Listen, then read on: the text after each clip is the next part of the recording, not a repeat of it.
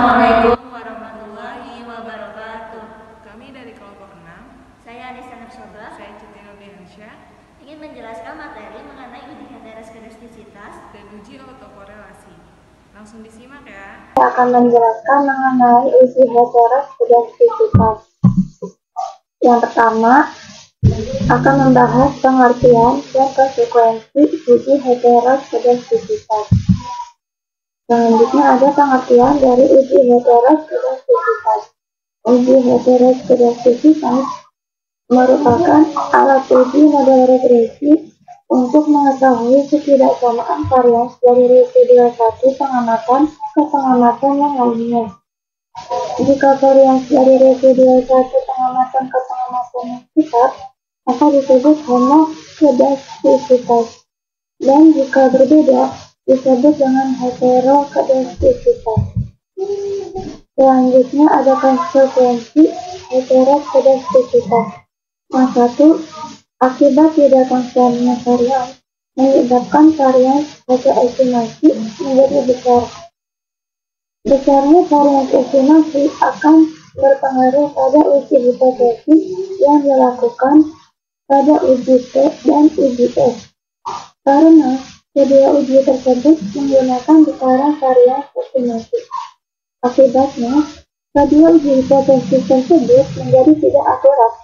Juga, lebih besarnya varians estimasi akan mengakibatkan standar error juga lebih besar, sehingga interval kepercayaan menjadi lebar. 4. Akibat dari beberapa dampak tersebut menyebabkan kesimpulan yang diambil dari pesanan regresi yang dihasilkan dapat meningkatkan. Selanjutnya, poin 2 ada cara uji dari heteroskedastisitas.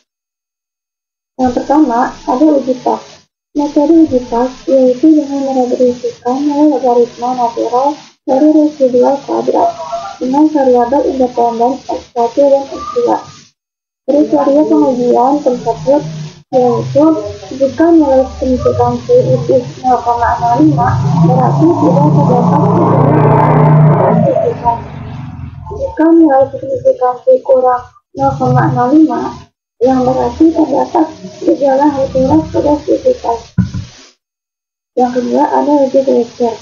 Uji Gleiser dilakukan dengan cara meregresikan antara variabel independen dengan nilai absolut residualnya. Dasar pengambilan keputusan yang menggunakan uji Gleiser yaitu jika nilai signifikansi lebih 0,05 berarti tidak terdapat gejala heteroskedastisitas. Jika nilai signifikansi kurang 0,05 yang berarti terdapat gejala heteroskedastisitas. Selanjutnya ada uji grafik plot atau scatter plot. Uji heteroskedastisitas dapat dilihat dengan grafik plot atau scatter plot, di mana penyebaran titik-titik yang ditimbulkan terbentuk secara acak tidak membentuk sebuah pola tertentu serta arah penyebaran berada di atas maupun di bawah angka 0 pada sendiri. Dasar pengambilan keputusan menggunakan gambar scatter plot berasal dari itu. Jika pada grafik scatter plot terlihat titik-titik yang menjadi pola tertentu yang teratur, misal bergelombang, melebar, kemudian mengecil, maka dapat disimpulkan telah terjadi masalah heteroskedastisitas. Jika pada grafik scatter plot titik-titik menyebar di atas dan di bawah angka 0 pada sendiri serta tidak membentuk pola tertentu yang teratur, misal bergelombang, melebar, kemudian mengecil, maka dapat disimpulkan terjadi masalah heteroskedastisitas. Selanjutnya ada uji koefisien korelasi Spearman atau ring Spearman. Prinsip korelasi ring Spearman adalah mengkorelasikan variabel independen dengan nilai residual unstandardized. Pengujian yang dipakai menggunakan tingkat signifikansi sebesar 0,05 dengan uji dua arah. Dasar pengambilan keputusan menggunakan uji dasar Spearman yaitu jika nilai signifikansi lebih 0,05 berarti tidak terdapat gejala heteros pada spesifikasi. Jika nilai signifikansi kurang 0,05, yang berarti terdapat gejala heteros pada spesifikasi. Selanjutnya ada langkah-langkah uji Ransperman pada SPSS. Yang pertama, klik analyze, lalu klik regression, lalu klik linear. Yang kedua, masukkan variabel Y ke dependen dan X ke independen. Kemudian klik save. Langkah ketiga, pada kotak dialog linear regression, beri tanda centang pada unstandardized pada residual. Kemudian klik continue lalu OK. Langkah keempat, pada data view akan muncul variabel baru dengan nama s_static. Langkah kelima, variabel baru s_1 akan digunakan untuk uji Sperman dengan cara klik analyze, lalu klik correlate, lalu klik divariate. Langkah keenam, pada kolom divariate korelasi, masukkan semua variabel independen X dan unstandardized residual ke kolom variabel. Hilangkan tanda centang pada bagian persen dan berikan tanda centang pada teman lalu OK. Yaitu berikut hasil dari uji SPSS, yang dimana dapat disimpulkan pada tabel correlation koreksi lebih besar dari unstandardized residual sebesar 0,865 dan 0,544 lebih besar dari 0,05. Maka tidak terdapat gejala heteros pada spesifikasi. Selanjutnya, saya akan menjelaskan mengenai uji autokorelasi. Yang akan saya bahas mengenai definisi uji autokorelasi, yang kedua mengenai mendeteksi autokorelasi, ketiga dampak autokorelasi, dan yang terakhir langkah-langkah penggunaan SPSS. Definisi uji autokorelasi. Autokorelasi adalah korelasi yang terjadi antar observasi dalam satu variabel. Korelasi ini terjadi antar waktu atau individu. Umumnya, kasus autokorelasi banyak terjadi pada data time series. Artinya, kondisi sekarang dipengaruhi waktu lalu atau sebelumnya. Terjadi ketika penduga error dalam ordinary least square atau OLS tidak bersifat baseline unbiased estimator atau BLUE dinotasikan sebagai COV buka kurung EI, EG sama tutup kurung sama dengan 0 atau I tidak sama dengan J. Uji autokorelasi bertujuan untuk mengetahui apakah dalam suatu model regresi linear terdapat korelasi antara pengganggu pada periode T dengan kesalahan pada periode T-1. Sebelumnya, menurut Ghazali 2013, autokorelasi muncul akibat observasi yang berurutan sepanjang waktu berkaitan satu sama lain. Masalah ini timbul karena residual tidak bebas dari satu observasi ke observasi lainnya. Untuk data time series, autokorelasi sering terjadi. Tapi untuk data sampelnya, cross-section jarang terjadi karena variabel pengganggu satu berbeda dengan yang lain.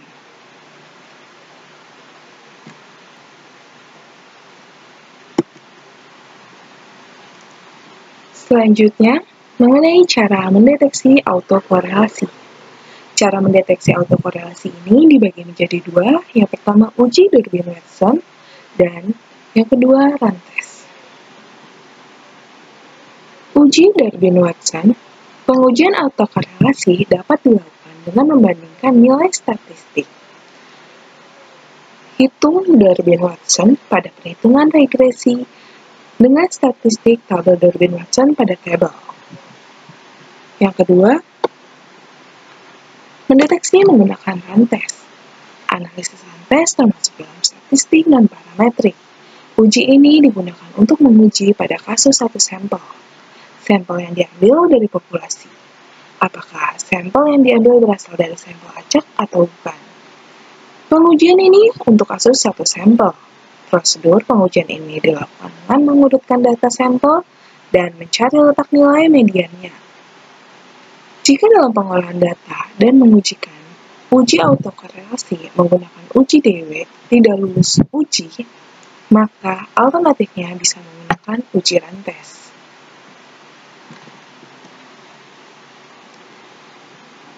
Di sini ada uji Durbin-Watson, pedoman uji autokorelasi dengan memakai uji Durbin-Watson. Tabelnya itu hipotesis 0, keputusan jika. Yang pertama itu tidak ada autokorelasi positif.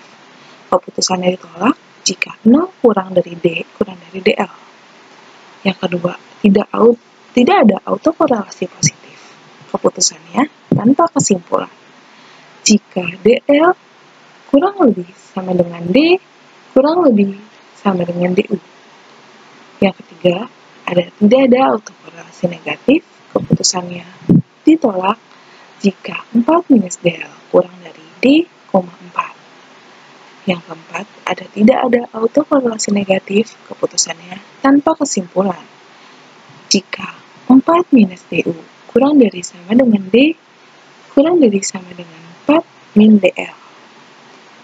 Yang terakhir, tidak ada autokorelasi positif dan negatif. Keputusan tidak ditolak jika DU kurang dari D kurang dari 4 minus DU.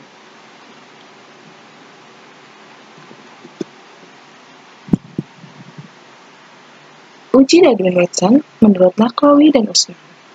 Pengujian uji autokorelasi berdasarkan nilai berikut. Yang pertama, angka DW di bawah minus 2 berarti ada autokorelasi positif. Yang kedua, angka DW di antara minus 2 dan positif 2 berarti tidak ada autokorelasi. Yang ketiga, angka DW di atas plus 2 berarti ada autokorelasi negatif.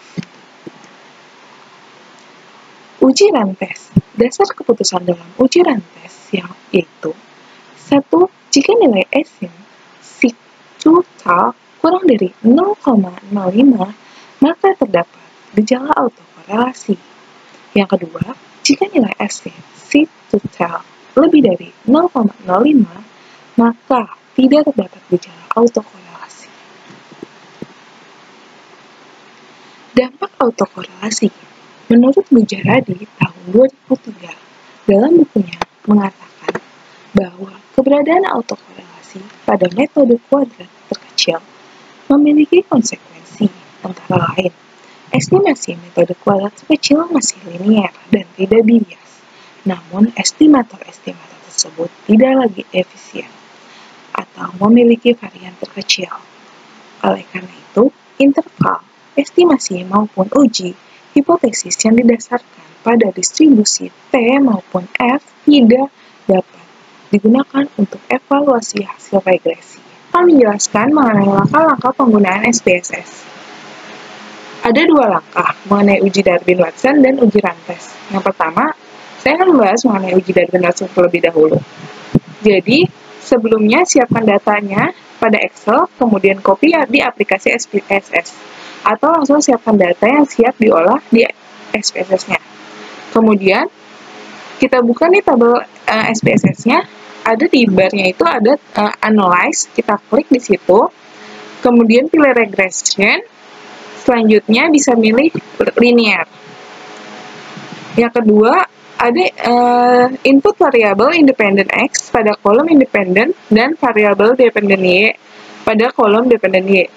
Sini bisa kita lihat pada variabel X itu kita taruh di independen, sedangkan Y di dependent.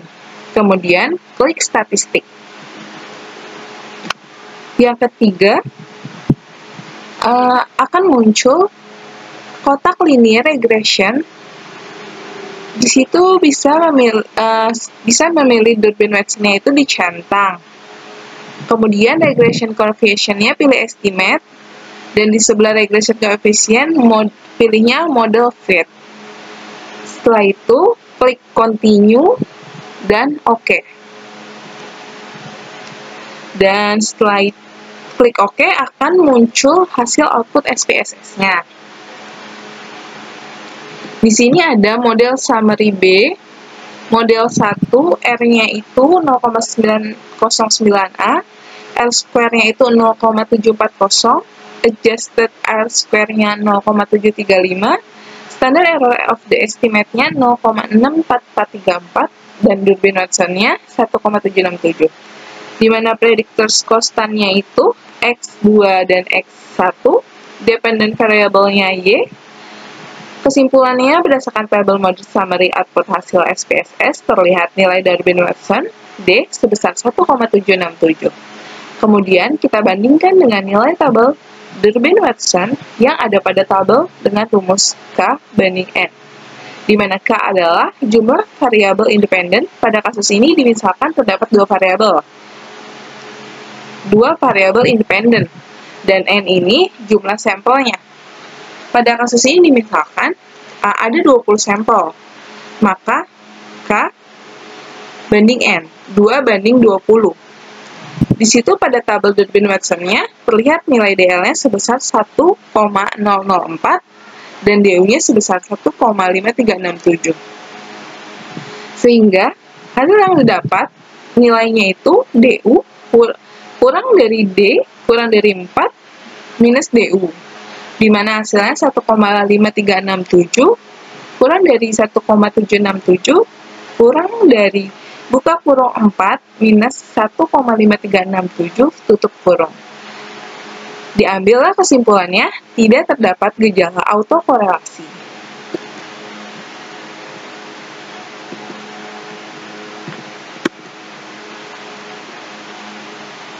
Selanjutnya, uji rantes. Kayak tadi nih, kita siapin dulu nih di Excel-nya, diolah kan, di SPS-nya atau di SPSS-nya.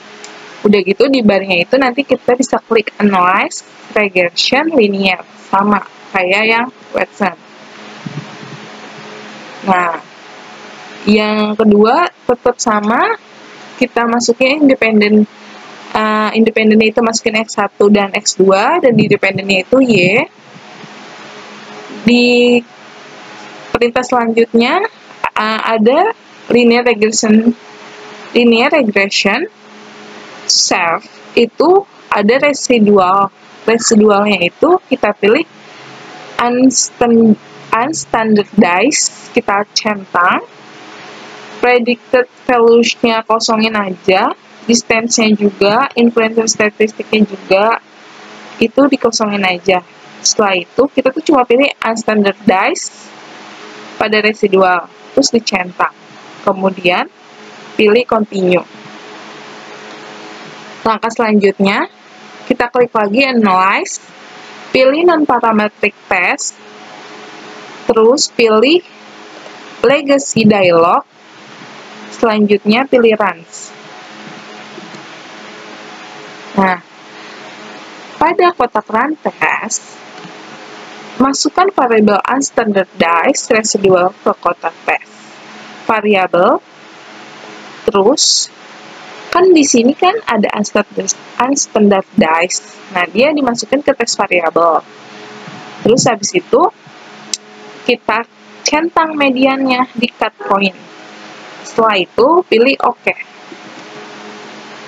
Nah, muncullah hasil output SPSS-nya. Di sini tertera test value-nya.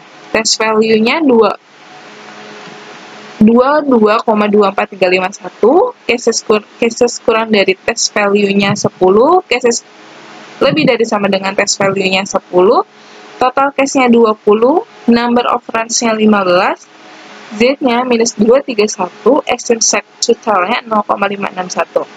Berdasarkan hasil SPSS, pada tabel runs test terlihat nilai exchange total sebesar 0,561 lebih dari 0,05, maka tidak terjadi autokorelasi. Sekian penjelasan materi dari kami. Mohon maaf apabila terdapat kesalahan. Semoga videonya bisa bermanfaat. Wassalamualaikum.